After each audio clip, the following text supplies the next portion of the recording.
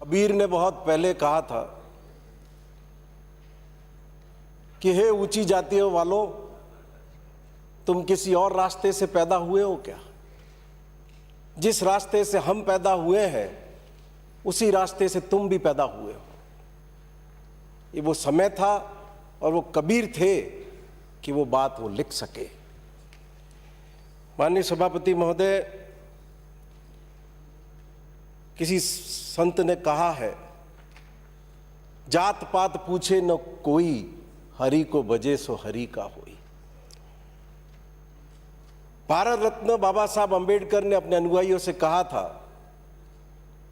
कि वो political democracy की तरफ नहीं जाए, सोशल डेमोक्रेसी की तरफ जाए। आज पॉलिटिकल डेमोक्रेसी प्राप्त करने में तो हम सफल हैं, लेकिन सोशल डेमोक्रेसी का लक्ष्य अभी बहुत दूर दिखाई पड़ता है। माननीय सभापति महोदय, राजस्थान की ये पहली सरकार होगी हिंदुस्तान के अंदर जिसके मुख्यमंत्री अशोक गहलोत ने अनुसूचित जाति और जनजाति के लोगों को वो प्रतिनिधित्व दिया जो 70 साल के इतिहास में किसी राज्य और किसी देश की सरकार में नहीं मिला। आज अशोक गहलोत की सरकार में 6 कैबिनेट मंत्री हैं अनुसूचित जाति और जनजाति के, 2 राज्य मंत्री हैं स्वतंत्र प्रभार के। सत्ता के हस्तांतरण का इससे बेहतरीन उदाहरण हमारे प्रजातांत्रिक इतिहास में माननीय सभापति महोदय नहीं मिलेगा। अभी एक पूर्व वक्ता पंचायती राज में आरक्षण का जिक्र कर रहे थे और अपनी पार्टी की पीठ थपथपा रहे थे, पर माननीय सभापति महोदय, आपको स्मरण होगा कि हमारे महबूब नेता स्वर्गीय राजीव गांधी ये संवैधानिक संशोधन पारित करना चाहते थे और उनके कार्यकाल में 1989 में ये संशोधन भारत की संसद में जब लाया गया तो लोकसभा में पारित हो गया, लेकिन राज्यसभा में कांग्रेस पार्टी का बहुमत नहीं था और भारतीय जनता पार्टी के द्वारा समर्थन नहीं करने के कारण वो ऐतिहासिक संवैधानिक संशोधन पारित नहीं हो सका। और उसके बाद फिर 2 साल के अंतराल के बाद जब स्वर्गीय नरसिम्हा राव जी की सरकार आई तो कांग्रेस पार्टी का वो पिछड़ी जाति को, दलित को, महिला को सत्ता में अधिकार देने का वो ऐतिहासिक सपना पूरा हो सका। माननीय सभापति महोदय, अभी पीठ थपथपा रहे थे वसुंधरा जी की सरकार के कामकाज की। Bill please. बिल से जुड़ी हुई चीजें हैं। ये 70 साल की व्यवस्था जिस तरह से रही है उसके कारण इस बिल को लाने की परिस्थितियां बनी है, इसलिए उस पर चर्चा करना बहुत आवश्यक है। सभापति महोदय, आपने बहुत अच्छा काम किया था, इसलिए वसुंधरा जी की सरकार के 30 में से सिर्फ 7 मंत्री इस विधानसभा के अंदर है। 14वीं विधानसभा में जो 30 मंत्री थे, 15वीं विधानसभा में 7 पर आकर के खड़े हो गए, बाकी को जनता ने रास्ता दिखा दिया।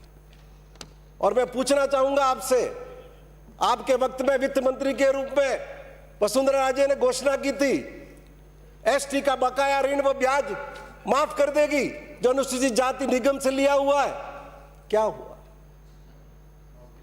स्वर्गीय भैरव सिंह जी शेखावत के नाम पे अंत्योदय रोजगार योजना घोषित की थी, किस स्तर पे पहुंची वो? सुंदर सिंह जी भंडारी के नाम पर स्वरोजगार योजना घोषित की थी, उसका क्या असर हुआ? घोषणा करना बहुत आसान है, लेकिन उसको अमल पर लाना बहुत मुश्किल है। ये उसी संदर्भ में कह रहा हूं, जब हम सत्ता में होते हैं तो अपनी सरकार जब बजट का ऐलान करती है, जो बजट में घोषणाएं करती है, मंत्रिमंडल में होते हुए भी हम इस पर ध्यान नहीं रख पाते कि हमारे किस बिंदु पर कार्रवाई हुई और किस बिंदु पर नहीं। माननीय सभापति महोदय, मैंने आपको जिक्र किया सोशल डेमोक्रेसी का, क्या परिस्थितियां बनी हुई है। मैं शर्मिंदा हूं कि मैं ऐसे समाज का हिस्सा हूं। अनुसूचित जाति और जनजाति के लोगों की क्या परिस्थितियां रहने की, क्या गांव के किस कोने में रहते हैं, किन परिस्थितियों में रहते हैं, क्या पानी की सुविधा है, क्या सड़क की सुविधा है, क्या बुनियादी सुविधाएं हैं।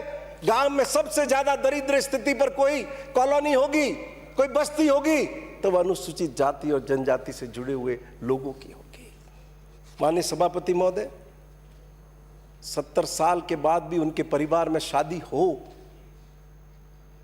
घोड़े पर बैठने पर अवरोध पैदा किए जाते हैं और वो पुलिस को सूचना देकर के आ जाए, पुलिस इंतजाम कर दे, शादी कर दे, तो उसके भी कुछ दिन बाद जाकर के उनके हाथ पैर तोड़ दिए जाते हैं। और ऐसी परिस्थितियां भी राजस्थान के सर्वोच्च सदन में बैठे हुए हम लोगों के अंदर अगर एकजुटता पैदा नहीं करती है तो हमारे सार्वजनिक जीवन का कार्यकर्ता होने पर लानत है माननीय सभापति महोदय। अब मैं आपको विनती करूंगा, क्या होता है धार्मिक कार्यक्रमों में, जितने भी ये धार्मिक कार्यक्रम बहुत अनेक स्थानों पर ये जो प्रतिष्ठा के होते हैं, अनुसूचित जाति के जनजाति के लोगों के खाने के लिए अलग टेंट बनाते हैं, उनके खाने की अलग व्यवस्था की जाती है। ये क्या हमारे लिए शर्म का विषय नहीं है? क्या हमारी तरह का खून उनके अंदर नहीं है? हमारा शरीर जिन 5 तत्वों से बना हुआ है, क्या उनका शरीर उन 5 तत्वों से बना हुआ नहीं है?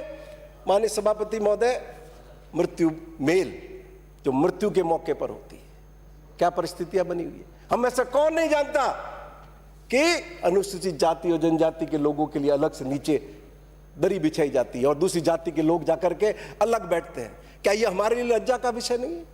सरकार के कार्मिक एक गांव में बैठे हुए हैं, पुलिस का बीट कांस्टेबल है, पटवारी है, ग्राम सेवक है, क्या ये उनका उत्तरदायित्व नहीं है कि देश के नागरिकों को समान अधिकार प्राप्त हो, उनके साथ समान व्यवहार हो?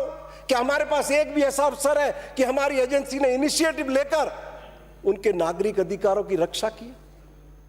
माननीय सभापति महोदय, मैं विनती करूंगा आपको, अशोक गहलोत साहब ने 98 से 2003 में पहली बार शासन में आए, एक ऐतिहासिक निर्णय लिया उन्होंने कि अनुसूचित जाति, जनजाति, पिछड़ी जाति के लोगों को धर्मशाला और छात्रावास बनाने के लिए मुफ्त में जमीन देंगे। सैकड़ों लोगों ने उस जमीनें ली और बड़ी संख्या में उस समय सामुदायिक भवन बने। बाद में क्या हुआ? एक चिट्ठी निकाल दी शासन की ओर से, जिस गांव में 2 सामुदायिक भवन बने हुए हैं, तीसरा नहीं बन सकता। अब आप बताइए, अनुसूचित जाति क्या एक ही जाति होती है? अनुसूचित जाति के अंदर 7 जातियां, 8 जातियां हैं।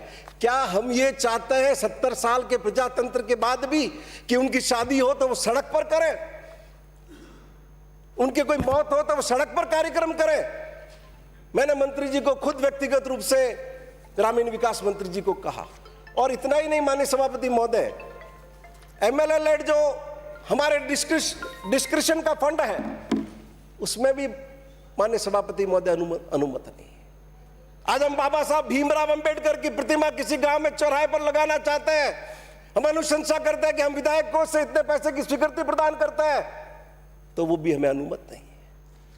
मैं आपके माध्यम से सरकार से विनती करूंगा कि मंत्री जी, वित्त मंत्री के रूप में आज जब सदन में प्रत्युत्तर दें तो कम से कम कुछ महापुरुषों की प्रतिमा लगाने की तो हमें अनुमति प्रदान करें, जिससे एक संदेश, उनका जीवन, उनका एक एक दिन, उनका एक एक शब्द पूरे समाज को ओज से भर देता है। और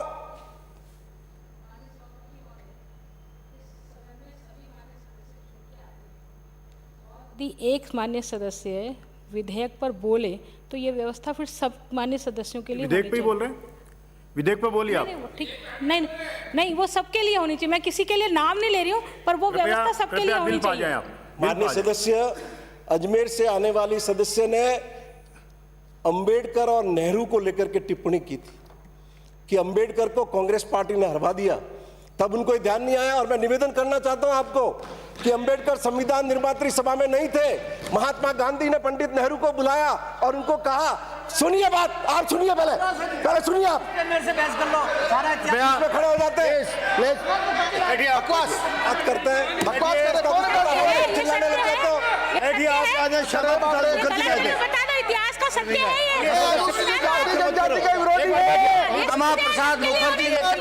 प्रसाद मुखर्जी ही लाए थे। अच्छी तरह पता करो, याद करो, शेर श्यामा प्रसाद मुखर्जी को है। हमारे महिला सदस्य को दबाया, प्लीज महिला मेंबर महिला सदस्य को धमका अम्बेडकर जी का अपमान है। पुनः निवेदन कर रहा हूँ, ये अम्बेडकर जी का अपमान है। हमारा सदस्य को धमका रहे। पे बोलेंगे, बिल के अलावा कोई बात नहीं होगी। थोड़ी होगा। माननीय सदस्य, आप बिल पे बोलें, बिल के अलावा कोई बात अजमेर से आने वाले सदस्य को धमका है। धक्काने का काम कौन कर रहा है? एक गुलाम मानसिकता का आदमी और क्या बोल सकता है? जो व्यक्ति खुद कहे मैं गुलाम हूँ, गुलाम मानसिकता के व्यक्ति से क्या उम्मीद कर सकते हैं? तुम्हारी बोलिए, आप बोलिए। जलाने वाले लोगों का साथ देने वाला आदमी नहीं हो। तुम्हारी तरह औरतों को जिंदा जलाने की घटनाओं का समर्थन किया था तुमने। इनका मानसिक संतुलन ठीक नहीं है, इनका मानसिक संतुलन ठीक नहीं है। गुलामी करेंगे, कुछ नहीं बोल सकते। बैठिए, बैठिए। अजमेर से आने वाले सदस्य को धमकाया है। अजमेर से आने वाले सदस्य को धमकाया है। अन्य सभापति महोदय के अंदर धमकाया है। अन्य सभापति महोदय कर रहे हैं। बैठिए आप। अन्य सभापति महोदय यही एट्रोसिटी कर रहे हैं, यही एट्रोसिटी कर रहे हैं। आप बैठिए। आगे जी बैठिए, आप बैठिए। आप अपनी बात करिए बिल के ऊपर। बिल से हट करके प्लीज, बिल से हट करके नहीं बोलेंगे। बिल पर आइए प्लीज। वैसे भी बोलने वाले होता हूँ। हाँ, बिल पर ही बोलता हूँ। एक एक शब्द बिल की बुनियाद पर है। माननीय सभापति महोदय, महात्मा गांधी ने पंडित नेहरू को बुला करके कहा कि अंबेडकर देश का सम्मान है, और वो संविधान निर्मात्री सभा के अध्यक्ष बने। और बाद में कांग्रेस पार्टी की सरकार थी, पंडित जवाहरलाल नेहरू ने अंबेडकर को कानून मंत्री बनाया। इस बात को देश को भूलना नहीं चाहिए। माननीय सभापति महोदय, मैं आपको निवेदन करूंगा, एक दिन की चर्चा रखी जाए, सारे जवाब दे देंगे हम उनको। अरे आप तो ये बताइए, अंबेडकर को धर्म क्यों त्याग करना पड़ा? तुम लोग जिम्मेदार हो इसके, जिसके कारण अंबेडकर को धर्म का त्याग करना पड़ा। तुम लोग जिम्मेदार हो। कांग्रेस ने अंबेडकर का अपमान किया है। सभापति अंग्रेज जिम्मेदार ये क्या चाहते हैं? क्या कह रहे हो?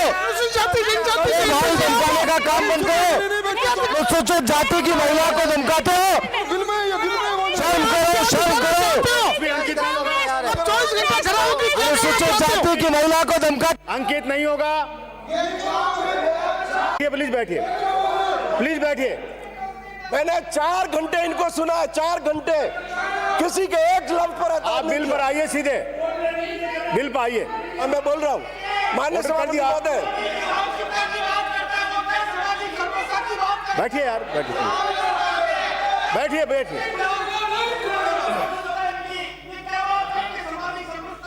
अरे आपने अपनी बात कह दी, डिलीट होगा। आप बोलिए, प्लीज सुनिए। आपको इन्होंने सुना है।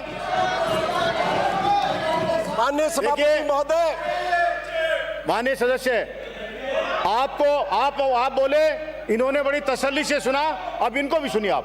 माननीय सभापति महोदय, मैं आपके माध्यम से विनती करता हूँ, बोलिए आप प्लीज। मंत्री जी से विनती करता हूँ कि आज किसी भी जगह कोई भी नई कॉलोनी माननीय सभापति महोदय आती है, रूपांतरित होकर के नई कॉलोनी बनती है। अनुसूचित जाति और जनजाति के आदमी को कोई भूखंड नहीं देता, और इस आधार पर नहीं देते कि तुम आओगे तो हमारे पैसे कम हो जाएंगे। मैं सरकार से विनती करूंगा कि आप जिस कॉलोनी को भी अप्रूव करें, 25% प्लॉट उसमें हर कॉलोनी के अंदर SC/ST के लोगों के होने चाहिए। माननीय सभापति महोदय, मुझे व्यक्तिगत अनुभव है।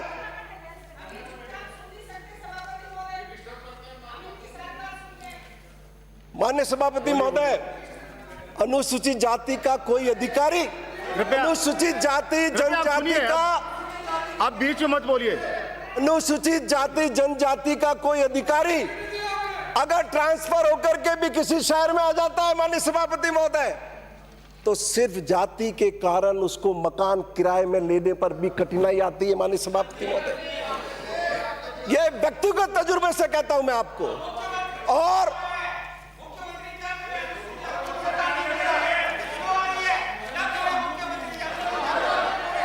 माननीय सभापति महोदय,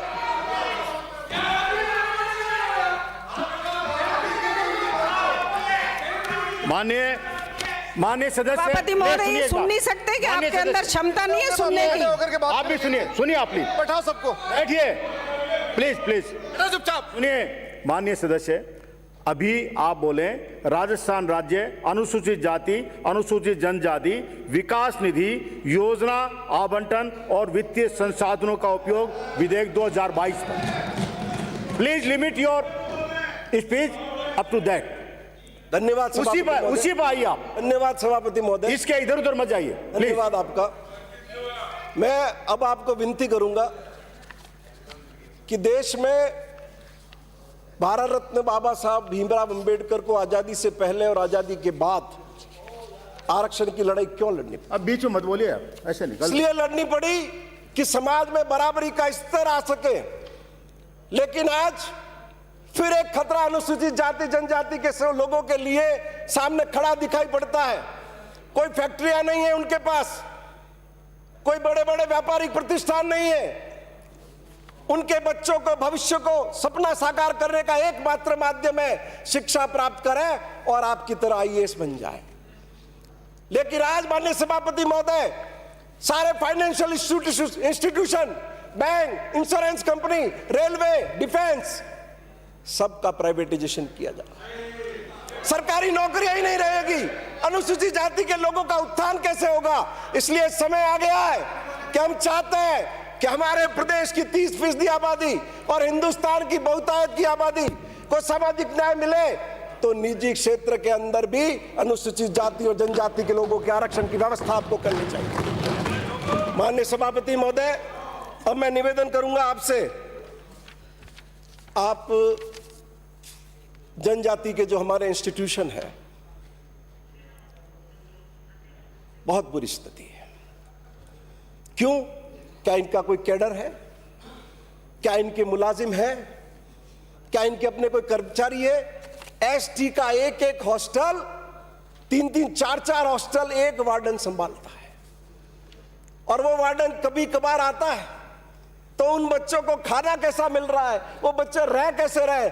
छत देखो तो आपको गिरने को उतारू प्रतीत होती है, बिस्तर देखो तो आपको ऐसे प्रतीत होते हैं कि कितने सालों पुराने हैं।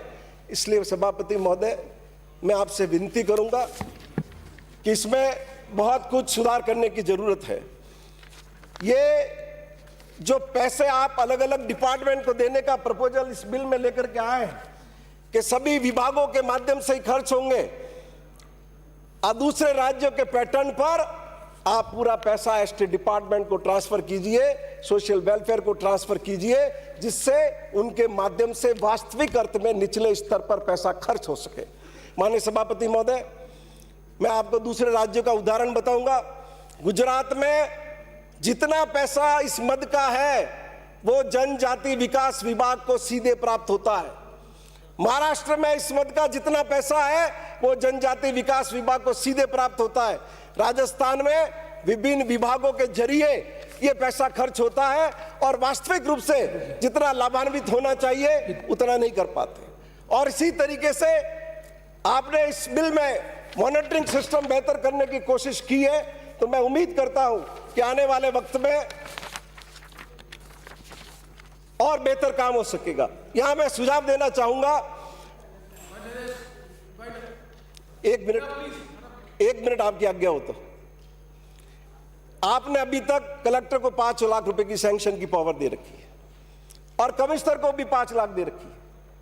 मैं आपसे विनती करूंगा, इसको बढ़ा करके कलेक्टर की पावर आप 25 लाख रुपए करो, कमिश्नर की 1 करोड़ रुपए करो, जिससे ये जो डिले है इसका वो डिले खत्म हो सके, और आप और अशोक गहलोत की सरकार और आपका पूरा मंत्रिमंडल जिस रूप में अनुसूचित जाति और जनजाति के लोगों को के उत्थान के लिए काम करना चाहते हैं, वो लक्ष्य आपको प्राप्त हो सके। आपने मुझे बोलने का मौका दिया, बहुत बहुत धन्यवाद। 3 बिल है, फिर मैं निवेदन करना चाहता हूं, बिल के स्कोप के इतर में अलाउ नहीं करूंगा, और डिबेट को हम डिबेट की तरह करें। मसभी माननीय सदस्यों से निवेदन है कि बिल को कैसे पास करें, यही हम सीखना चाहते हैं। तो फिर बिल की महत्ता, गवर्नर की स्पीच, बजट की स्पीच, डिमांड पे चर्चा, उसका कोई मतलब नहीं रहेगा। इसलिए मेरा अनुरोध प्रार्थना है, अनप्रेजेंट ड्यूटी मुझे ही करनी पड़ेगी, सभापति को करनी पड़ेगी।